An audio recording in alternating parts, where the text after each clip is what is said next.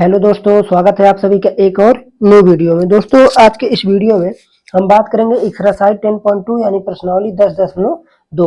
इससे पहले का लेक्चर अगर आप लोग नहीं देखे हैं तो थोड़ा देख लेंगे वहां पर, तो ये होगा कि आप लोग इस सवाल को जो है बहुत ही आसानी से कर ले जाएंगे, क्योंकि इनमें अधिकतम सवाल जो है भाई जो भी कंसेप्ट पीछे बताया गया सब उसी पर बेस्ड है। जैसे देखिए, अब आते हैं हम डायरेक्टली पहले प्रश्न पे। देखिए यहाँ पर पहला प्रश्न है कि निम्नलिखित सदिशों के परिमाण का परिकलन कीजिए या आकलन कीजिए या ज्ञात कीजिए, कुछ भी ऐसा बोल सकता है। ओके, तो ये तो वैसे भी अगर देखा जाए तो बहुत ही सिंपल प्रश्न है, जो कि समझ लीजिए कि बहुत ही सिंपल। अगर पहला लेक्चर दूसरा देखेंगे तो भी कर सकते हैं। जैसे देखिए यहाँ पर है A equal to I cap J cap K cap. अब हमको ये निकालना है तो हम लिखेंगे क्या, सबसे पहले हम ये लिखेंगे कि मान लीजिए वेक्टर अपना पहला, अब इसमें हम नंबर डाल लेंगे।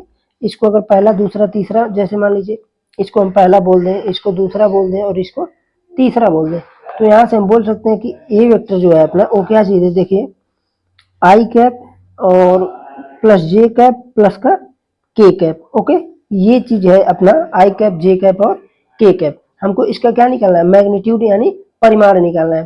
तो हम करेंगे क्या, अब आपको देखिए सिंपल चीज इसमें क्या है भाई, हमको ए का अगर कोई वेक्टर ए है इसका मैग्नीट्यूड चाहिए तो सिंपल हम क्या करते हैं, अंडर रूट। देखिए अब यहाँ पर एक चीज थोड़ा समझिएगा, जब हम इस चीज को r equal to x I cap Y J cap और प्लस का जेड के कैप, जब इन चीजों से हम कंपेरिजन करते हैं तो यहाँ पर जो अपना एक्स वाई जेड निकलेगा क्या चीज आएगा। देखिए ये तो हो जाएगा आपका formula x square y square और जेड स्क्वायर। ओके, जब हम यहाँ पर रखेंगे वैल्यू तो देखिए कितना आएगा। आप कहेंगे यहाँ पर तो कुछ नहीं है, नहीं। अब जैसे यहाँ पर कुछ लोग बोलेंगे तो यहाँ तो कुछ है ही नहीं है, तो आई कैप है जे कैप है के कैप है, लेकिन ये चीज क्या है, ये चीज एक है भाई, एक का स्क्वायर एक का स्क्वायर एक का स्क्वायर, तो आएगा कितना, अंडर रूट 3। ओके, ये आ गया आपका मैग्नीट्यूड, बहुत ही आसान था। अब आते हैं दूसरे प्रश्न यानी इसी के दूसरे नंबर प्रश्न पर। देखिए ये प्रश्न है कि प्रश्न कौन सा, देखिए ये है p equal to 2 I cap minus 7 j cap minus 3 k cap.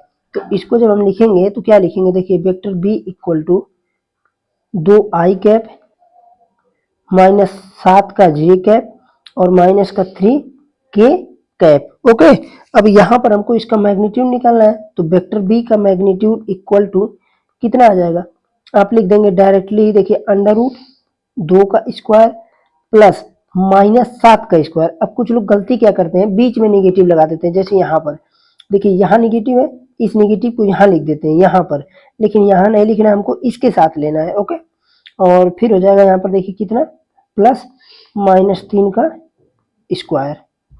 फिर यहाँ से देखिए कितना आ जाएगा, सिंपल 2 का स्क्वायर 4 प्लस 7 का स्क्वायर हो जाएगा 49 और 3 का स्क्वायर हो जाएगा 9।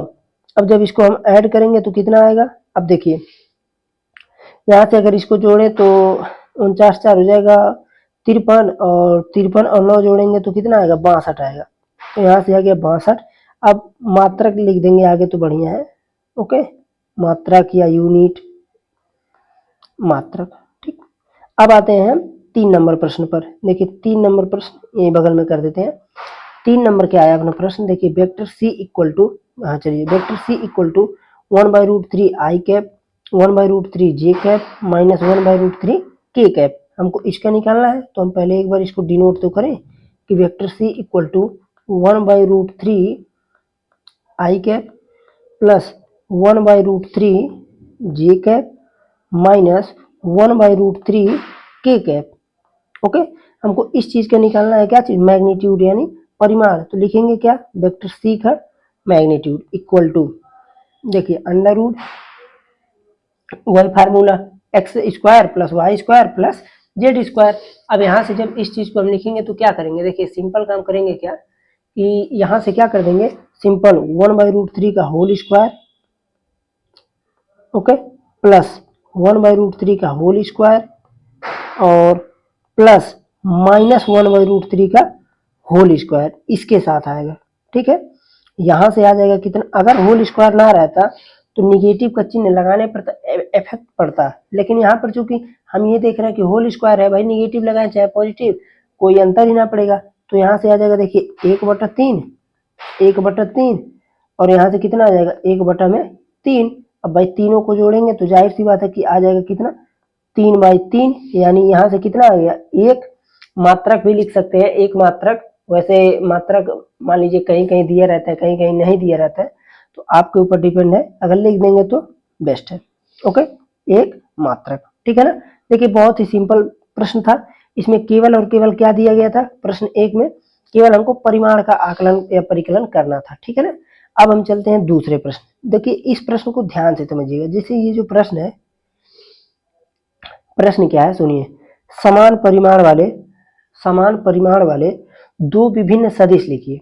अब देखिए यहाँ पर क्वेश्चन क्या बोल रहा है, हमको ये समझना है। जैसे यहाँ पर बोल रहा है कि समान परिमाण वाले, परिमाण क्या होता है, जैसे मान लीजिए पहले चीजों को थोड़ा समझिए। जैसे हम अगर कोई भी एक वेक्टर लिख दें, जैसे मान लीजिए हम लिख देते हैं 2i प्लस j प्लस का k कैप। ये बताइए इसका अगर हम निकालें, जैसे मान लीजिए हम निकालें ए वेक्टर ए है, कोई भी ले लेते हैं, तो इसका अगर हम मैग्नीट्यूड निकालें तो कितना आएगा, आप कहेंगे 2 का स्क्वायर प्लस तो 1 का स्क्वायर प्लस 1 का स्क्वायर, यानी यहाँ से कितना आ जाएगा, सिंपल काम 4 प्लस 1 प्लस 1, यानी आ गया √6।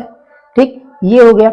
मान लीजिए हम कोई वेक्टर बी ले लें, यहाँ पर हमने इसको लिख दिया i माइनस j माइनस का 2 k, ये हमने लिख दिया। अब यहाँ पर इसका अगर हम मैग्नीट्यूड निकालें तो कितना आएगा, आप सिंपल इसको क्या लिखेंगे, देखिए 1 का स्क्वायर प्लस माइनस 1 का स्क्वायर प्लस माइनस 2 का होल स्क्वायर। तो यहाँ से ये सिंपल क्या आएगा, देखिए 1 प्लस 1 प्लस का 4, यानी यहाँ पर आ गया √6। तो देखिए हमको यहाँ पर देखना था कि समान परिमाण वाले, तो दोनों वेक्टर का परिमाण क्या है, सेम है। तो यहाँ पर हम इसको मान सकते हैं कि भाई हमको परिमाण दिखाना था कि परिमाण सेम हो, तो हम क्या करेंगे, उनके जो अदिश घटक होते हैं, जैसे यहाँ पर देखिए ये चीजें क्या है, ये इनके अदिश घटक है। ठीक, यहाँ पर एक है, तो ये जिनके अदिश घटक है इनके वर्गों का योगफल सेम आना चाहिए बस। लेकिन लिखने का आपको बस एक ही ट्रिक है, सिंपल काम, कि जो इनके अदिश घटक है, अदिश घटक के वर्गों का योगफल सेम आए बस। जैसे यहाँ पर क्या है 2, जैसे यहाँ ध्यान दीजिए क्या है 2 1 1, जब इसका आप वर्गों का योगफल निकालेंगे तो 4 1 5 1 6 आएगा। इसका निकालेंगे तो 1 1 2 2 2 4, तो 2 का स्क्वायर 4 4 2 6 आ गया। मान लीजिए हमको एक वेक्टर और लिख दें c equal to, vector c equal to मान लीजिए हम लिख दिए i माइनस 2j प्लस का k। अब इसका भी अगर हम मैग्नीट्यूड निकालते हैं तो कितना आएगा, आप कहेंगे वही सेम चीज हम करेंगे, 1 का स्क्वायर माइनस 2 का होल स्क्वायर प्लस 1 का स्क्वायर, यानी यहाँ से भी आ गया √6। तो अगर हमको समान वेक्टर चाहिए, समान परिमाण वाले वेक्टर चाहिए, समान परिमाण वाले वेक्टर, तो यहाँ देखिए आप तीनों को ध्यान से समझिए। जैसे यहाँ पर क्या है √6, यहाँ क्या है √6, यहाँ क्या है √6। तो देखिए समझिए, अगर आपको कभी भी समान परिमाण वाले वेक्टर चाहिए तो इसके लिए आप क्या करेंगे, हमेशा जो उनके अदिश घटक हैं, ठीक है, जो स्केलर कंपोनेंट है उनके, उनको आप हमेशा वर्गों का योगफल सेम रखिएगा। ठीक है, देखिए हम लिख भी देते हैं एक लाइन, हम थोड़ा सा एक लाइन ये लिख देते हैं, वैसे हमको तो ये पहले ही लिखना चाहिए था, लेकिन कोई बात ना, हम यहाँ ही लिख देते हैं। चलिए यहाँ ही लिखते हैं। हमको लिखना क्या है, जैसे देखिए हम कब कहेंगे कि कोई समान परिमाण वाले वेक्टर हैं, तो इनके लिए आपको करना क्या है कि लिख दीजिएगा आप लोग कि दो सदिशों के दो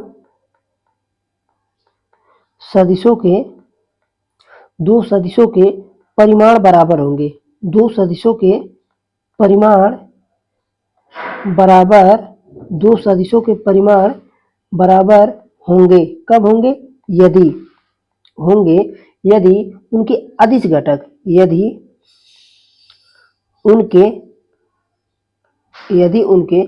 अदिश घटक के वर्गों का योगफल, अदिश घटक के वर्गों का योगफल। अब देखिए हम थोड़ा यहाँ पर घटक के वर्गों का योगफल, यानी हम यहाँ लिख देते हैं, समझ लीजिएगा, अदिश घटक के वर्गों का योगफल सेम हो, वर्गों का योगफल सेम हो। ओके, वर्गों का योगफल सेम हो, ये चीज आपको ध्यान रखना है, बस योगफल समान हो, समान हो, ये आपका समझ लीजिए बहुत ही आसान है। अब आप कोई भी अगर आपको कभी भी कह दिया जाए लिखने को तो सिंपल तरीके से आप कह सकते हैं कि हाँ ये चीजें होंगी। अब जैसे मान लीजिए समान परिमाण वाले, देखिए दो विभिन्न सदिश के हमको क्या देखना है कि वर्गों का योगफल सेम होना चाहिए, ठीक है, ये चीज ध्यान दीजिएगा।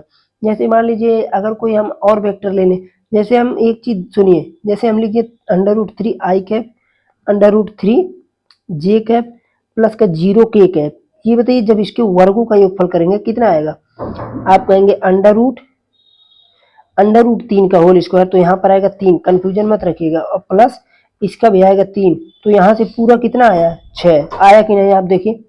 तो हम ये बोल सकते हैं कि अगर मेरा कंसेप्ट क्लियर है कि दो सदिशों के परिमाण तभी बराबर होंगे जब उनके अदिश घटक क्या हो, समान हो। तो यहाँ से अदिश घटक समान ना हो, अदिश घटक के वर्गों का योगफल समान हो, ठीक, ये है आप लोगों का कंसेप्ट। हमें लगता है इतना कंसेप्ट बहुत ही क्लियर, आप लोग समझ गए तो बहुत बेस्ट है। अब आते हैं तीसरे प्रश्न पर। तीसरा प्रश्न क्या है देखिए, प्रश्न नंबर 3, समान दिशा वाले दो विभिन्न सदिश लिखिए। देखिए समझिएगा थोड़ा ध्यान से आप लोग, समान दिशा वाले। अब हम आपसे ये पूछें कि हम मान लेते हैं कि कोई एक वेक्टर लिख दिए, जैसे ये बोला है कि समान दिशा वाले दो वेक्टर आपको ज्ञात करना है, ठीक है, समान दिशा वाले। तो ये बताइए आप इसके लिए क्या करेंगे। आप कहेंगे ऐसा है, पहले तो हम कोई एक वेक्टर माने तो सही, तब तो हम कुछ यहाँ पर करेंगे। तो अगर मैं ये मानूं कि एक वेक्टर, हमने कोई सा भी एक वेक्टर उठा लिया, हमको डायरेक्शन सेम चाहिए, क्या चीज सेम चाहिए, डायरेक्शन। तो ये बताइए मान लेते हैं कि माना कोई वेक्टर, माना माना हम क्या मानेंगे कि माना कोई भी एक वेक्टर ले लेंगे ए, वेक्टर ए इक्वल टू, अब देखिए आपको सिंपल मानना है तो आप सिंपल ही मानिएगा, जैसे ले लिए i cap j cap plus का k कैप। अब मान लेते हैं कि देखिए पहले चीजों को समझिए, मान लीजिए यहाँ पर आपका कोई एक कोऑर्डिनेट है x y z, मान लिया कि आप कोई एक पॉइंट यहाँ पर लेनी है, क्या चीज, i cap j cap k cap, यहाँ पर आप कोई पॉइंट लिए। अब ये बताइए, आप दिमाग लगाइएगा, अगर हमको इसी डायरेक्शन में कोई अनदर वेक्टर चाहिए तो हम क्या करेंगे, मैं ये बता चुका हूँ आप लोगों को। आप कहेंगे ऐसा है, अगर हमको इसी डायरेक्शन में, यहाँ पर इसको छोड़िए, यहाँ पर आइए, हम कहें आपसे कोई वेक्टर ये है, ओके, हमको इसी के डायरेक्शन में कोई दूसरा वेक्टर चाहिए तो हम क्या करेंगे। आप कहेंगे या तो भाई हम उसका यूनिट वेक्टर ले लें, उस वेक्टर का यूनिट वेक्टर ले लें, वो भी डायरेक्शन में सेम रहेगा। या तो अगर मान लीजिए यहाँ पर कोई एक वेक्टर रहता है, जैसे आई जे के में से कोई एक वेक्टर, तो हम इसका यूनिट वेक्टर भी ले सकते थे। लेकिन यहाँ पर क्या है, हमको इस वेक्टर ए जो है इसके डायरेक्शन में आगे चलना है, इसके डायरेक्शन में। तो हम क्या करेंगे, सिंपल काम, जो वेक्टर ए है यहाँ पर, इसमें किसी भी नंबर से अगर मल्टीप्लाई कर दे, जैसे 2a कर दें, 5a कर दें, 6a कर दें, एनी नंबर, कोई भी नंबर, लेकिन ध्यान दीजिएगा, ध्यान ये देना कि आपको निगेटिव नहीं करना है। अगर आप निगेटिव किए तो उसका डायरेक्शन तुरंत बदल जाएगा, ओके। तो यहाँ पर आपको समान परिमाण वाले, समान दिशा वाले दो विभिन्न सदिश लिखना है। तो अगर आप कोई वेक्टर ए मान लिए, ठीक है, कोई वेक्टर ए मान लिए, मान लीजिए, तो आप क्या करेंगे, सिंपल काम यहाँ पर ले लेंगे कि इसके समान दिशा वाले विभिन्न सदिश निम्न है, ठीक है। तो 2 से मल्टीप्लाई भी कर देंगे, तो और जैसे मान लीजिए 2 से कीजिए, 3 से कीजिए, या किसी भी नंबर से कीजिए, लेकिन ध्यान दें नंबर थोड़ा पॉजिटिव रहे, नहीं तो थोड़ा समस्या हो जाएगा, ठीक। अब देखिए, तो यहाँ पर वेक्टर ए इक्वल टू इतना अगर आप मान लिए हैं, तो अगर हम पहला इसमें सदिश की बात करें तो 2 से अगर आप मल्टीप्लाई कर देते हैं 2a इक्वल टू, इसे आपको नया वेक्टर दे दिए नाम a equal to 2i cap 2j cap और प्लस का 2k कैप, ओके। मान लेते हैं कि दूसरा वेक्टर है, हम 5 से मल्टीप्लाई कर दिए, 5a इक्वल टू, इसे हम वेक्टर b मान लिए, तो कितना आएगा, देखिए 5i cap 5j cap plus का 5k कैप, कोई भी वेक्टर रहेगा। अगर मान लीजिए हमें ये देखना है हमको यहाँ पर कि कोई भी अगर नंबर मल्टीप्लाई हम कर रहे हैं तो नंबर अगर पॉजिटिव है तो ठीक है, ठीक है। उसके बाद आप एक चीज और निकाल सकते हैं कि जो उसका LMN है, ठीक है, जैसे आप LMN निकाल लेते हैं तो वहां से भी चीजों को हम पता लगा सकते हैं कि हाँ ये उसी डायरेक्शन में है।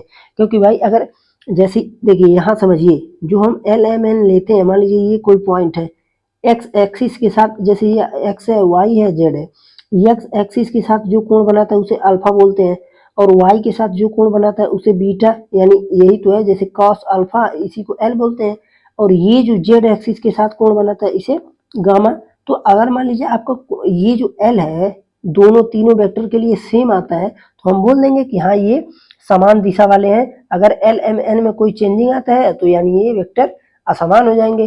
ठीक है, ये चीज आपको यहाँ पर करना था। ठीक, तो अगर एक चीज आप यहाँ पर इन वेक्टर को जो है एल एम एन देखें तो क्या आएगा, आप कहेंगे अगर मैं वेक्टर ए का लेता हूँ एल एम एन, समझिएगा थोड़ा ज्यादा नहीं बताएंगे, एक ही बताएंगे।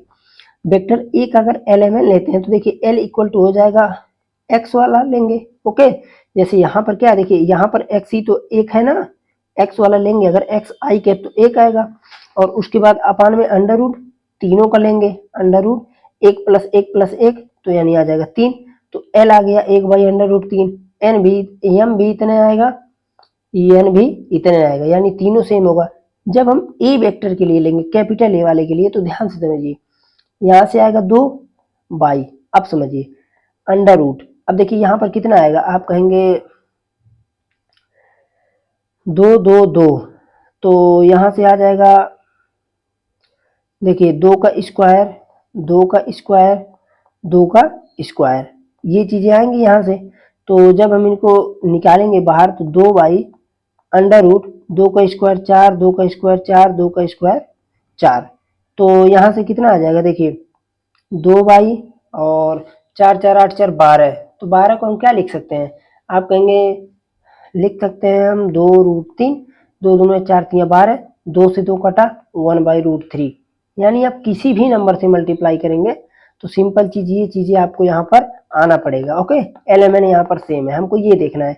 देखिए अब आप एक चीज समझे, एक नहीं दो चीज समझे, अगर आपको कभी भी समान परिमाण वाले दो वेक्टर चाहिए, अगर आपको कभी भी समान परिमाण वाले दो वेक्टर चाहिए, तो उसके लिए आपके इनके सदिशों के जो परिमाण बराबर तभी हो सकते हैं जब उनके अदिश घटक के वर्गों का योगफल समान हो। ठीक, और अगर आपको कभी समान दिशा वाले वेक्टर चाहिए तो आपको ध्यान ये देना है कि कोई भी पॉजिटिव नंबर से मल्टीप्लाई कर दें और वहां पर हमारा एल एम एन सेम होना चाहिए। अगर आप कहेंगे हम निगेटिव से करें तो अगर भाई आप निगेटिव से मल्टीप्लाई कर देते हैं तो देखिए ये चीज तो सेम आएगा, जैसे 1/√3 ही आएगा, लेकिन निगेटिव आ जाएगा। ठीक है ना, ये ध्यान दीजिएगा, इसीलिए निगेटिव से हम मल्टीप्लाई नहीं करते हैं।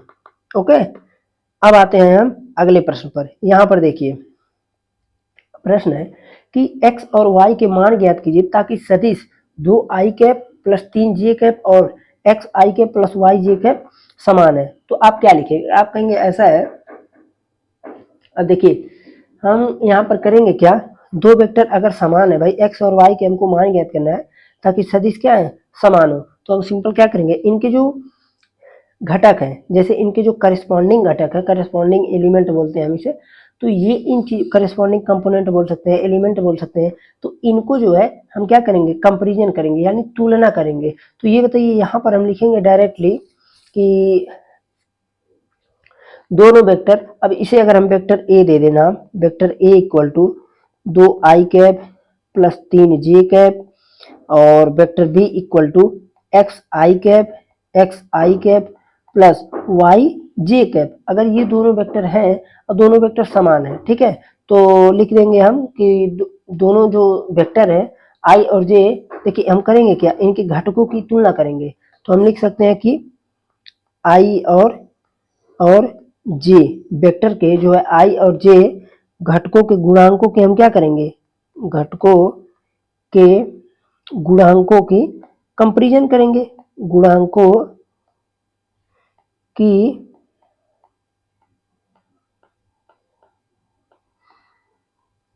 तुलना करने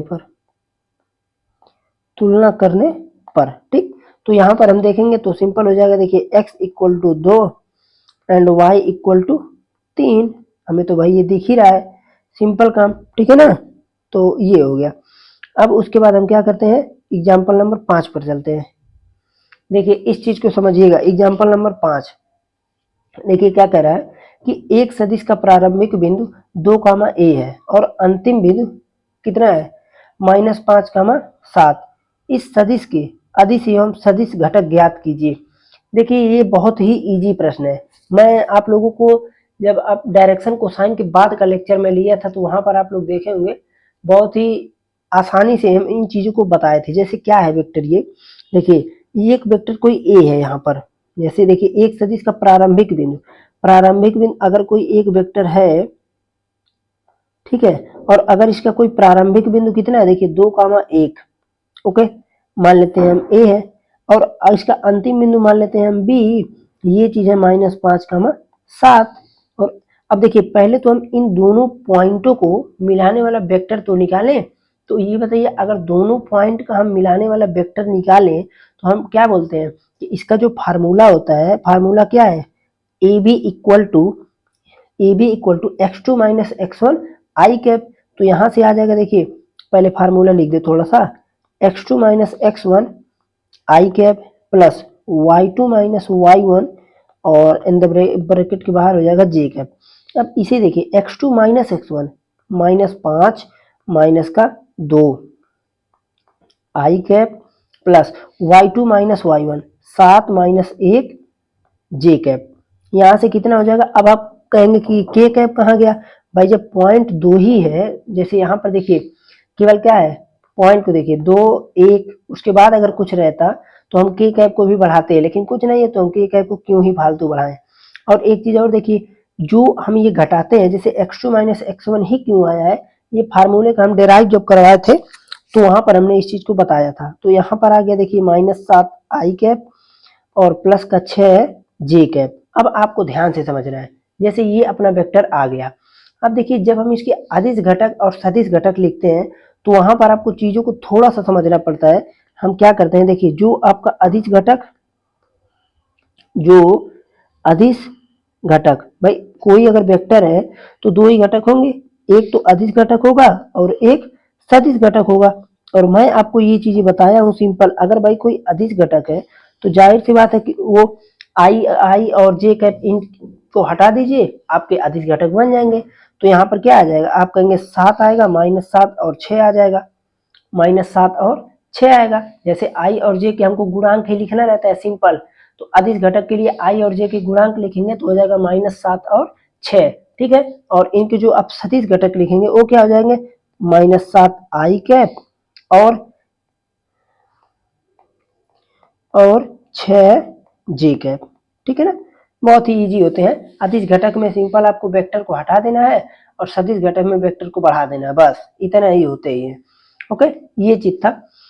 अब हम चलते हैं अगले प्रश्न नंबर 6 पर। देखिए प्रश्न नंबर 6 क्या है, सदिश a इक्वल टू इतना, b इक्वल टू इतना और c इक्वल टू इतना के योगफल ज्ञात कीजिए।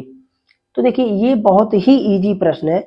अगर आपको वेक्टर ए बी सी निकालना है तो हम ये मान लेते हैं यहाँ पर कोई, देखिए हल करेंगे तो vector a plus vector b plus vector का सी, वेक्टर का मैं समेशन भी बताया हूँ आप लोगों को, देखिएगा लेक्चर बहुत ही आसानी से समझाया हूँ, वहां पर आप देखेंगे तो अच्छा लगेगा।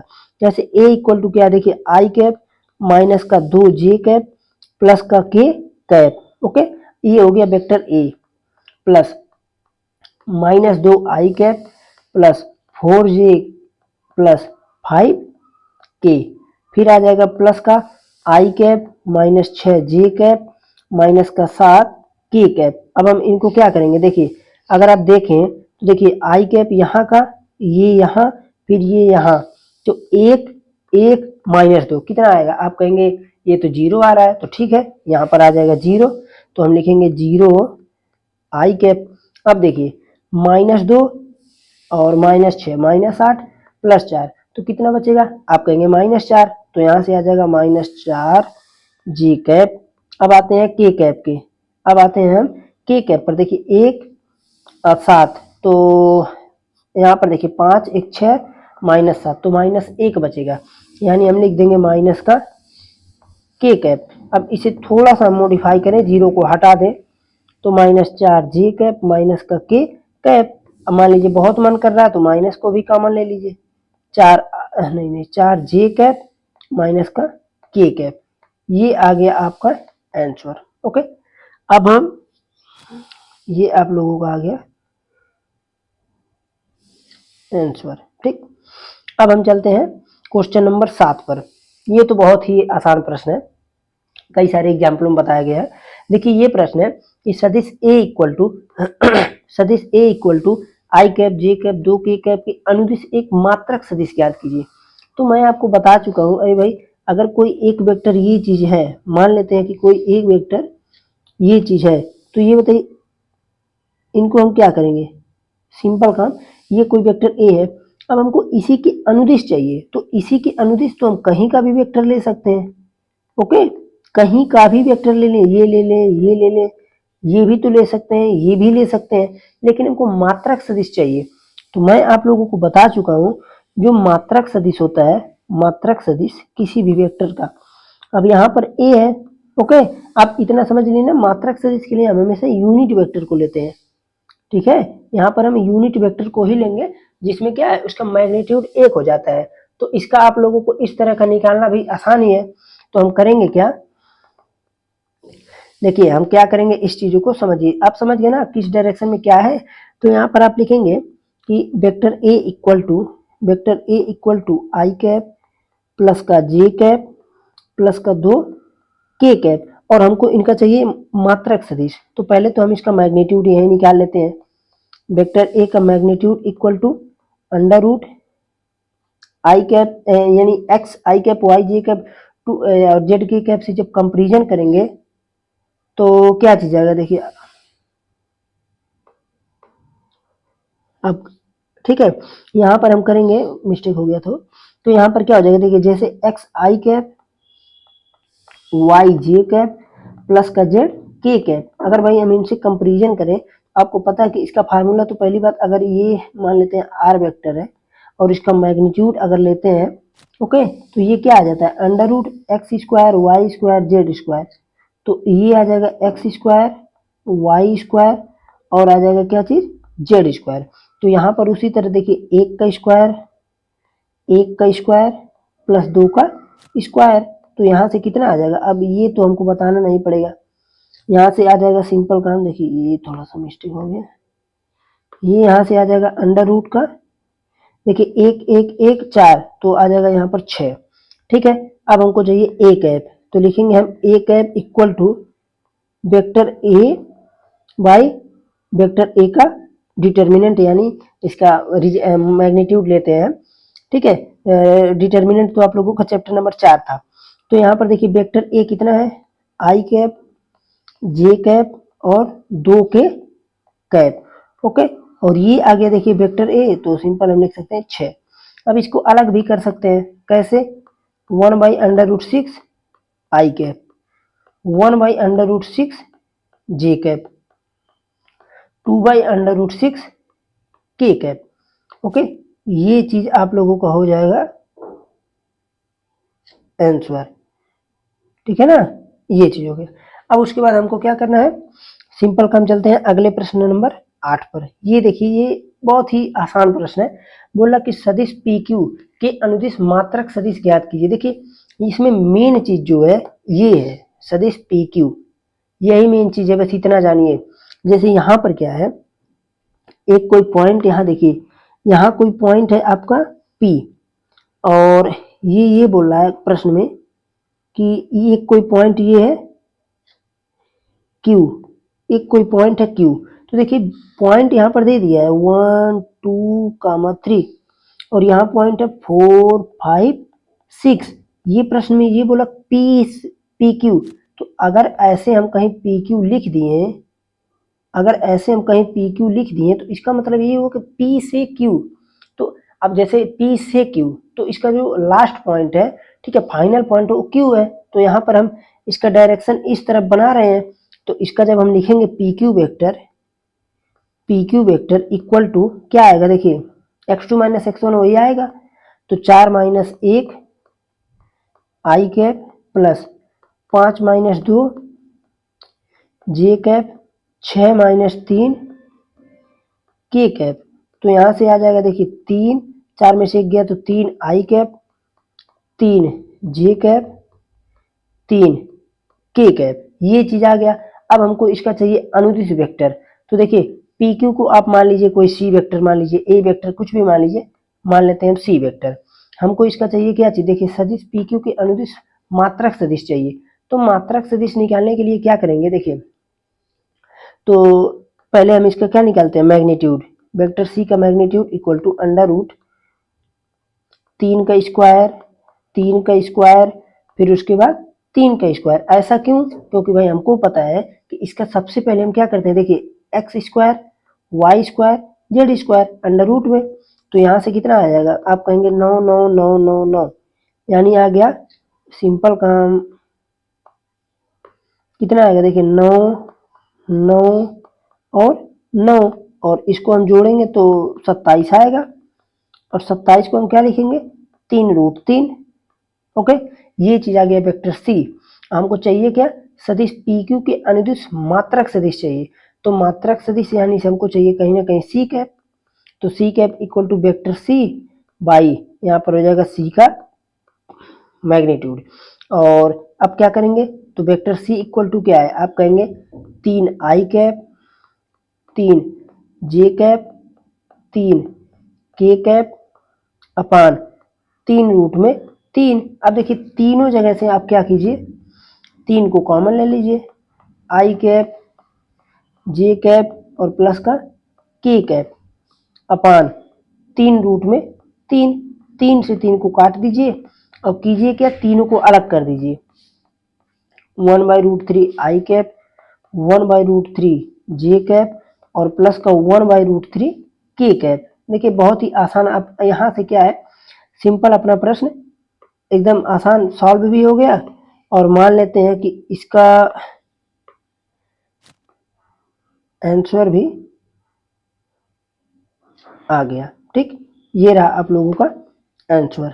ठीक है, अब उसके बाद हम चलते हैं फिर वहीं पर, कौन सा कलर था भाई, अरे कोई दूसरा ना हो जाए, नहीं तो गड़बड़ हो जाएगा। चलिए यही था लगभग लगभग। देखिए गड़बड़ क्या हो जाएगा, लिखाएगा वही चीज। ये रहा आप लोगों का आंसर जो कि बहुत ही आसान था। ये अब आते हैं हम क्वेश्चन नंबर 9 पर। देखिए क्वेश्चन नंबर 9 है क्या, वैसे भी ये हम एग्जाम्पल में आप लोगों का बताया गया है, ऐसा प्रश्न बताए हैं, हमको याद है कि मैं बताया हूँ। जैसे क्या है, देखिए यहाँ पर जब हम सॉल्व करेंगे सबसे पहले, तो देखिए क्या चीज दिया है, पहले इसको समझिए। वेक्टर ए इक्वल टू दिया है 2 आई कैप माइनस का जे कैप प्लस का 2 के कैप। ओके, फिर वेक्टर बी इक्वल टू दिया है क्या चीज, देखिए माइनस आई कैप प्लस का जे कैप और प्लस नहीं नहीं सॉरी सॉरी माइनस का की कैप है ना, माइनस का के कैप। हमको ये बोला कि सदिश ए और बी दोनों के एडिशन के अनुदिश मात्रक सदिश बताइए। तो ये बताइए दोनों वेक्टर के अनुदिश अगर मात्रक सदिश पूछ रहा है एडिशन के, तो सिंपल काम सबसे पहले हम ए प्लस बी निकाले तो सही। तो हम यहाँ पर लिखेंगे कि vector a plus vector B equal to 2 I cap minus j cap और प्लस का 2 के कैप, और यहाँ पर आ जाएगा माइनस आई कैप प्लस का जे कैप माइनस का के कैप। यहाँ से कितना आएगा, 2 में से 1 गया भाई, ये देखिए 2 1, तो बचेगा कितना, आप कहेंगे आई कैप, सिंपल माइनस जे प्लस जे खत्म हो गया, 2 में से 1 गया तो 1 के कैप। ये आ गया आई कैप और के कैप। अब यहाँ पर करेंगे क्या, हम ए प्लस बी वेक्टर को सी मान लेंगे। ठीक है, यहाँ पर लिख दीजिएगा भाई एक लाइन, सपोज यानी माना A plus B equal to C vector. Okay, अब यहाँ पर आपको अगर अनुदिश मात्रक सदिश निकालना है तो सी आपको पता ही है। तो अब यहाँ पर आप क्या निकालेंगे, पहले इसका magnitude equal to under root, simple काम 1 का स्क्वायर प्लस माइनस 1 का स्क्वायर, तो यहाँ पर कितना आएगा √2। अब उसके बाद हमको चाहिए सी कैप, मात्रक सदिश यही तो होता है, सी कैप डी कैप यानी जो भी वेक्टर है उसी का कैप निकाल लीजिए। ठीक है, तो यहाँ पर कितना आ जाएगा, तो वेक्टर देखिए आई कैप माइनस के कैप अपान का √2, दोनों को अलग अलग कर दीजिए, 1/√2 आई कैप माइनस 1/√2 के कैप। ये रहा यहाँ पर आप लोगों का वेक्टर। चलिए इसी से हम मार देते हैं गोला, ये रहा आप लोगों का वेक्टर। ठीक है, अब उसके बाद हम चलते हैं अगले नंबर प्रश्न पर। देखिए ये भी प्रश्न बहुत ही आसान है, पहले हम यहाँ पर इस चीज को समझा देते हैं कि क्यों ऐसा होता है। ठीक है, जैसे ये बोल रहे हैं, देखिए सदिश, कोई एक सदिश है, ध्यान से समझिए, कोई एक सदिश है, मान लेते हैं कि हमारा ये वेक्टर कोई एक है, तो बोल रहे हैं कि सदिश के अनुदिश एक ऐसा सदिश ज्ञात कीजिए, इसी के अनुदिश आपको एक ऐसा सदिश ज्ञात करना है जिसका जो मैग्नीट्यूड हो वो 8 इकाई हो। भाई कितना हो, 8 इकाई हो। तो ये बताइए, अगर ये वेक्टर है, हम अगर इस वेक्टर का यूनिट वेक्टर निकाल लें, ओके ध्यान से समझिएगा, यूनिट वेक्टर निकाल लें, मान लेते हैं हम एक है, और अगर इसी यूनिट वेक्टर में हम किसका मल्टीप्लाई कर दें, इसी यूनिट वेक्टर में 8 का मल्टीप्लाई कर दें, 8 ए कर दें, तो ये बताइए ये चीज आएगा कि नहीं। आप कहेंगे ऐसा तुरंत आ जाएगा, क्योंकि भाई अगर हमको एक चीज पता है, जैसे कलम वाला आप लोग बहुत इजी जानते हैं, मान लीजिए हमसे कोई घुमा फिरा कर बोले कि 10 कलम का मूल्य इतना है, मान लीजिए बोल दिया कोई कि 10 पेन का मूल्य 100 रुपए है, तो 20 का कितना होगा। तो सिंपल काम हम क्या करेंगे, पहले भाई एक पेन का निकाले, यहाँ पर तो डबल कर देंगे, मान लीजिए 19 का पूछ लिए, तो क्या करेंगे, पहले आप एक पेन का निकालिए, उसके बाद आप 19 से मल्टीप्लाई कीजिएगा। ओके, इस तरह से कीजिएगा तो आसानी पड़ेगी। अब मान लीजिए इसमें कोई ये बताए कि नहीं पहले ऐसा वैसा आधा निकालें यार, फिर उसके बाद 1.5 से मल्टीप्लाई करें, 2.5 से, तो थोड़ा मुश्किल पड़ जाएगा। इसके लिए सबसे पहले आप यूनिट पे चलिए। ओके, यूनिट पे चलने के बाद आप कहीं ना कहीं उसके बाद आप डायरेक्ट मल्टीप्लाई करके जहां पहुंचना है उस चीज को अप्रोच कर लेंगे। अब हम आते हैं मेन चीज पे, समझते हैं। देखिए करेंगे क्या, हमको ये बोला कि सदिश के अनुदिश एक ऐसा सदिश ज्ञात कीजिए जिसका परिमाण 8 इकाई है। तो हम इसे मान लेंगे क्या चीज, माना vector A equal to 5 i cap minus j cap plus का 2 के कैप, ये चीज है। के अनुदिश हमको क्या निकालना है, सदिश ज्ञात कीजिए जिसका परिमाण 8 इकाई है। तो सबसे पहले हम इसी वेक्टर का हम निकालेंगे ए कैप।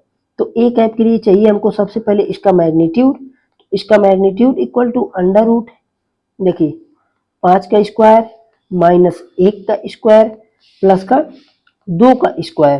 तो यहां से कितना आ जाएगा, सिंपल काम, तो 25 और 1 और 4, तो यहां से आ जाएगा अंडर रूट 30 यूनिट, ये 30 आ गया।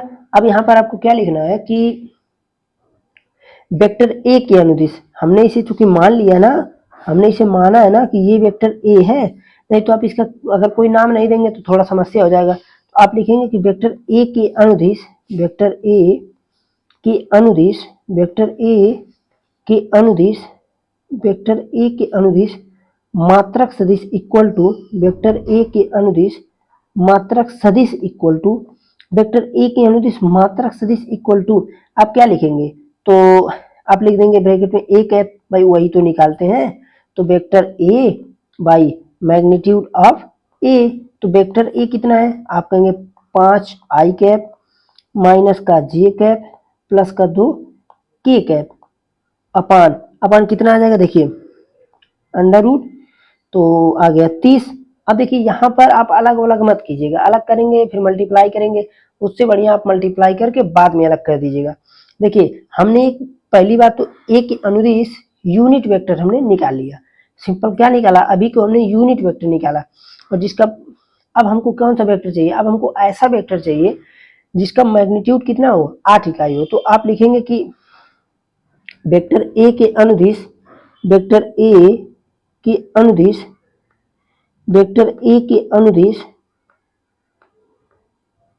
सदिश, वेक्टर ए के अनुदिश सदिश जिसका परिमाण कितना है, 8 इकाई है, जिसका परिमाण, जिसका परिमाण कितना है, 8 इकाई है। भाई 8 से मल्टीप्लाई कर देंगे, 8 इकाई है, तो इसके लिए हमको क्या करना पड़ेगा, सिंपल काम 8 इंटू ए कैप।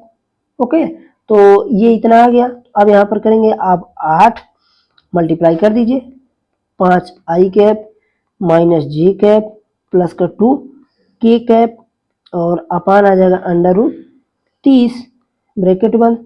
अब इसे हम डायरेक्टली तोड़ देते हैं, तो देखिए आ जाएगा 40/30 I cap minus 8 J cap by 30। अब देखिए कहीं ना कहीं हम मिस्टेक कर रहे हैं क्योंकि रूट में 30 आएगा। ओके, और प्लस 16 बाई √30 और के कैप। ये रहा आप लोगों का आंसर। ठीक, अब हम चलते हैं अगले प्रश्न पर। प्रश्न नंबर 11। देखिए प्रश्न नंबर 11 क्या है। प्रश्न नंबर 11, प्रश्न तो बहुत ही आसान है। प्रश्न नंबर 11 क्या कि देखिए दर्शाइए कि सदिश ये और ये संरेख है। बताइए संरेख के लिए हम क्या कंडीशन बताए थे। अगर आप 11 नंबर प्रश्न को ध्यान से समझे तो हमने संरेख के लिए क्या कंडीशन बताया था। ये देखिए संरेख के लिए हम सिंपल आप लोगों को कंडीशन ये बताए थे कि भाई आप कोई भी एक वेक्टर है, सिंपल काम b इक्वल टू, देखिए ध्यान दीजिए, अगर कोई वेक्टर a है और अगर कोई वेक्टर b है, अगर आप कहीं ना कहीं प्रूव कर दीजिए कि vector b equal to lambda times a, तो हम मान जाएंगे कि हाँ ये संरेख वेक्टर है। भाई दोनों सदिश संरेख है, पहला कंडीशन। या तो आप ये कर दीजिए दोनों वेक्टर्स के जो आपका करस्पॉन्डिंग एलिमेंट है, जो आपके करस्पॉन्डिंग मतलब होता है संगत अवयव, करस्पॉन्डिंग एलिमेंट है, ओके, इन चीजों का आप कंपेरिजन कीजिए। भाई a1/a2, b1/b2, c1/c2 equal to lambda आ जाए तो भी हम कह देंगे कि ये क्या चीज है, ये यहाँ पर सिंपल काम संरेख वेक्टर है। दोनों भाई हम आपको बताए हैं।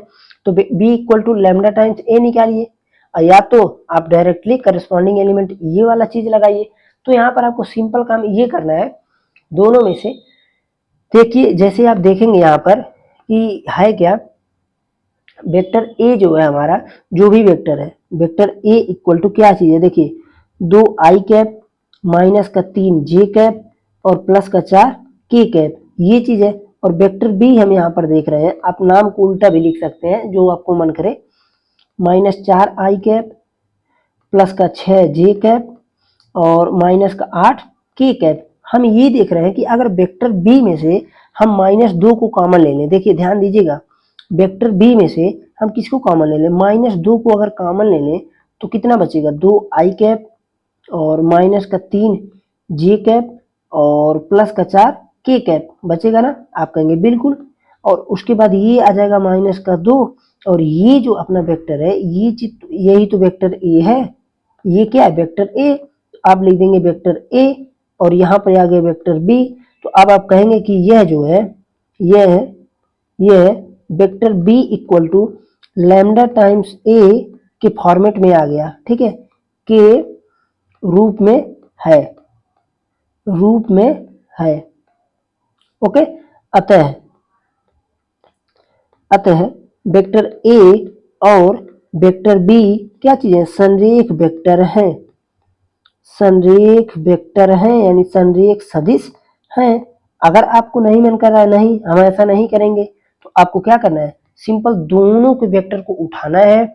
आप इसे कंपैरिजन कर दीजिएगा कि वेक्टर ए को, जैसे कंपैरिजन में क्या बता रहा हूँ ध्यान से समझिए, ये आपका दूसरा मेथड यही आप समझ सकते हैं। सेकंड मेथड हम ये बोल रहे आर है, ये अथवा के रूप में, चलिए मिटा देते हैं नहीं तो आप लोग कंफ्यूजन हो जाएंगे। और जैसे हम ये बोल रहे हैं कि आप पहले वेक्टर जो आपका वेक्टर ए है इसे आप नामकरण कर दीजिएगा a1 आई कैप और a1 b1 मानते हैं, a1 b1 c1 के कैप, इस तरह से।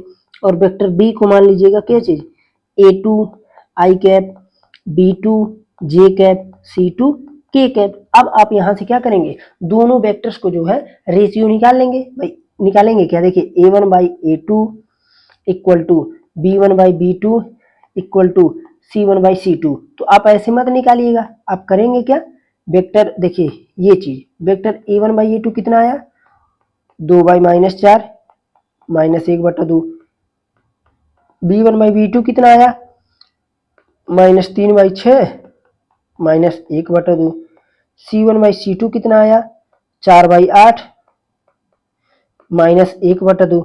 अब आप लिख देंगे कि चूंकि सिंस लिखेंगे क्या, देखिए लिख देंगे आपकी चूंकि a1/a2 b1/b2 c1/c2 बराबर है -1/2 के, हम लिख सकते हैं कि अतः यह दोनों वेक्टर संरेख हैं, ओके। अतः a तथा b संरेख सदिश है। ओके, संरेख सदिश है। आप दोनों में से जो आपको मन कर रहा है दोनों लिख सकते हैं, बिल्कुल सही है, संरेख सदिश है।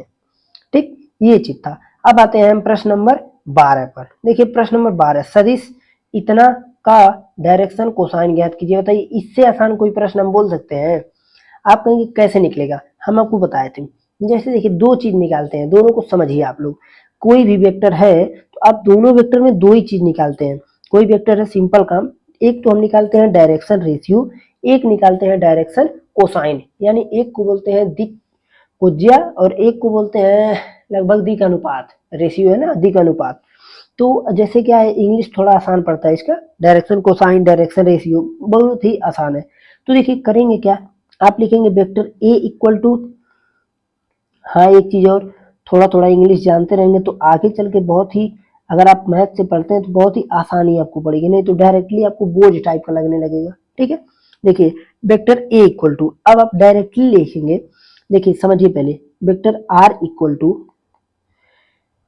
अगर हम इसको कंपेरिजन करवा दें किससे, A I cap B J cap C K cap, तो ये बताइए यहाँ से ए बी सी के मान निकलेंगे और यहाँ से मैग्नीट्यूड इसका क्या हो जाएगा। आप कहेंगे कुछ नहीं भाई, सिंपल काम, ए स्क्वायर बी स्क्वायर सी स्क्वायर, इसका ये मैग्नीट्यूड होता है। तो मैं आपको बताया था करते क्या है, जब हम एल निकाल, भाई समझिए, एल को ही हम बोलते हैं कॉस अल्फा, और कॉस अल्फा को बोलते हैं डायरेक्शन कोसाइन।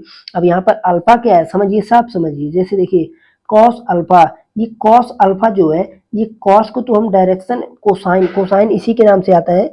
ये जो अल्फा है, ये कोई पॉइंट अगर इस तरह से है तो ये एक्स एक्सिस के साथ, अगर ये एक्स है वाई है जेड है, एक्स एक्सिस के साथ ये लाइन कितना एंगल बनाती है, इसी को अल्फा बोलते हैं। ठीक, ये चीज था अल्फा, घबराने की कोई बात नहीं है, घबराइए नहीं आप लोग, हम है ना। तो ये यहाँ से आ जाएगा यल इक्वल टू, अब देखिए यल इक्वल टू, हम जब एल का मान निकालते हैं तो आपको मैं बताया था एकदम आसानी से, भाई हम यहाँ पर सबसे पहले डायरेक्शन रेशियो, अब इसका रेशियो कितना है, आप कहेंगे एक्स का है एक, भाई एल इसी को तो बताएगा, अपान आर का मैग्नीट्यूड। अब चूंकि देखिए आप समझिए, यहाँ पर आर वेक्टर नहीं है, यहाँ पर क्या वेक्टर है, ए वेक्टर है, इसलिए हम लिख देंगे वेक्टर ए का मैग्नीट्यूड। और हम इसलिए वेक्टर ए का मैग्नीट्यूड भी ना लिखते हुए हम लिख देंगे अंडर रूट एक का स्क्वायर, दो का स्क्वायर और तीन का स्क्वायर। आया समझ में, बिल्कुल आसान काम। इक्वल टू एक बाई अंडर रूट, देखिए एक चार नौ, तो कितना आएगा, एक बाई अंडर रूट 14। आया समझ में। आप सिंपल बहुत ही आसानी अगर चाहते हैं तो आप दिमाग लगाइएगा। दिमाग क्या लगाना है आपको, आप डायरेक्टली वेक्टर ए का मैग्नीट्यूड निकाल लीजिए, काम ही खत्म। वेक्टर ए का मैग्नीट्यूड निकालिए, एक का स्क्वायर, दो का स्क्वायर, तीन का square equal to under root 14, इसको आप कर लीजिए। अब जैसे ये लिख लेंगे, आप लिखेंगे एम इक्वल टू दो बाई अंडर रूट 14, आप लिखेंगे n equal to, sorry n equal to तीन बाई अंडर रूट 14। ओके, अब मैं आपको एक फार्मूला बताया था, क्या बताया था फार्मूला, मैं बोला था कि l square m square n square equal to 1 होता है। अगर आपको इस पे ये है आंसर आ गया तो आप इसी पे रख के प्रूव कीजिएगा। प्रूव करने के बाद अगर आपको लगेगा हाँ आंसर आ गया, वैसे जो थोड़ा दिमाग लगाएगा तो देखते ही आपको दिख रहा है कि ये आंसर आ गया, क्योंकि एक दो तीन का होल स्क्वायर करेंगे तो 14 ही आएगा। लेकिन आप लोग एक बार देख लीजिएगा और कमेंट में जरूर बताइएगा कि हाँ हमने कर लिया था। ठीक है, अब हम चलते हैं किस पे, प्रश्न नंबर सिंपल 13 पर। वैसे लेक्चर तो लंबा हो रहा है, लेकिन अभी आप लोगों का देखिए कितना प्रश्न है, 12 तक हुआ, इसमें हम अगर देखें तो मान के चलिए 19 प्रश्न है। ठीक है, तो 1 2 3 4 5 6, तो 12 तक हुआ है, तो मान के चलिए बचे 6-7 प्रश्न। अगर इनको भी बताते हैं तो बहुत ही ज़्यादा टाइम लग जाएंगे, लेकिन हाँ इतना मैं अवश्य कह सकता हूँ कि इन प्रश्नों को आप होमवर्क में, इसके आगे के सभी प्रश्नों को आप होमवर्क में कीजिएगा। ठीक है, हमें जहाँ तक उम्मीद है बहुत ही आसान प्रश्न, इतने आसान है कि अगर आप मेरा लेक्चर देखे होंगे तो मैं गारंटी ले रहा हूँ आप कर ले जाएंगे। जैसे इस प्रश्न में देखिए, ए दिया है बी दिया है, इनको मिलाने वाले ए से बी की तरफ में डायरेक्शन कोसाइन निकालना। अरे भाई दोनों को आप x2 माइनस x1 आई कैप वेक्टर निकालिएगा, उसी का डायरेक्शन कोसाइन निकाल लेना है। जब आप आगे वाले में चलेंगे, ये देखिए आई कैप जे कैप के साथ बराबर झुका हुआ है। ये इंपॉर्टेंट क्वेश्चन है, वैसे 2 नंबर में आ जाता है, ठीक है ना, क्योंकि इंपॉर्टेंट क्वेश्चन है। यहाँ पर क्योंकि एंगल वेंगल दिया नहीं है, बराबर झुका हुआ है, बस इतना बोल रहा है। तो यहाँ पर एक मैं हिंट आप लोगों को दे सकता हूँ कि जो अल्फा बीटा गामा होगा तीनों सेम होगा। और अगर आप थोड़ा दिमाग लगाएं तो अगर तीनों सेम हो गया, अल्फा बीटा गामा तीनों सेम हो गया, कोण ही तीनों का सेम हो गया, तो आप दिमाग लगा सकते हैं कि यहाँ पर क्या चीज हो सकता है। ठीक है, लगाइएगा दिमाग, नहीं आएगा तो कल के लिए तो हम आए ही। और उसके बाद ये देखिए P दिया है, Q दिया है, 2:1 में अंतर बनाता है, विभाजित करता है। इससे आसान क्या हो सकता है? P दिया है, Q दिया है, मध्य बिंदु बताइए x1 प्लस x2/2, यही फार्मूला ही है। और ABC दिया है, समकोण त्रिभुज का, ये मैं एग्जाम्पल में आप लोगों को बताया था। ये देखिए कौन सा कथन सत्य नहीं है भाई, इसके कितना आसान कौन सा होगा? अरे भाई AB BC और इक्वल टू इसके होता है AC के। Okay, AB BC equal to AC होता है। जैसे देखिए हम करते क्या है, चलिए इसको अगले लेक्चर में हम बताएंगे, यहाँ तो मैं हिंट दे रहा हूँ। AB करते हैं, BC करते हैं और इनको हम इक्वल में रखते हैं, ये सही है, इसके बराबर है। और मैं आपको बताया था अगर तीनों को मैं एक सिस्टम से ले लूँ, यानी एक रेगुलर वे में AB BC CA तो 0 आता है, यानी ये तो सही है। AB BC CA 0 सही है। अगर मैं देखूं तो BC को मैं CB भी लिख सकता हूं, तो AB CB CA ये भी बिल्कुल सही है। AB BC CA ये गलत है। क्यों गलत है? क्योंकि भाई AB BC CA ना, ये गलत हो जाएगा। अगर ये चीज CA प्लस होना चाहिए तभी सही होगा। AB BC equal to AC ये तो बिल्कुल सही है, यानी C नंबर आपका आंसर सही हो जाएगा। ये गलत है, यही सही हो गया। ओके, 19 नंबर इक्वल टू भाई ये मैं ना बताऊंगा, ये अगले लेक्चर में मैं हिंट दे दूंगा। ठीक है, तो अगले लेक्चर में कोशिश करेंगे इसको भी थोड़ा सा बता दें, और प्रश्नावली देखेंगे कि 10.3 में चलने लायक होगा तो उसको भी बताएंगे, और कुछ और प्रश्नों को भी बताया जाएगा। तो चलते हैं, मिलते हैं फिर